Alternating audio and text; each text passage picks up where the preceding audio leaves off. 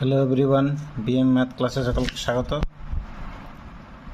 আজকে আমরা নবম শ্রেণীর 3 নম্বর অধ্যায় যে লেখচিত্র রয়েছে তার সে বিষয়গুলো সম্পর্কে বোঝার চেষ্টা করব এবং এই কোর্সে দেখে অঙ্কগুলো করব।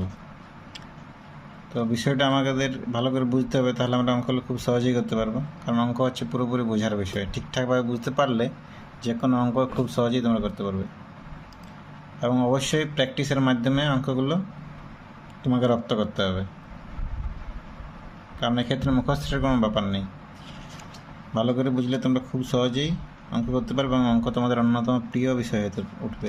তাহলে দেখো, আজকে আমরা লেখচিত্র সম্পর্কে একটু বেসিক জিনিসগুলো জেনে নিই। তাহলে আমরা মনে করি একটা গ্রাফ পেপার নিলাম, এবং গ্রাফ পেপারে আমরা যে কোনো বিন্দুর স্থানাঙ্ক কীভাবে নির্দেশ করতে পারি। তাহলে যে কোনো বিন্দুর স্থানাঙ্ক বার করতে গেলে আমাকে প্রথমে পরস্পর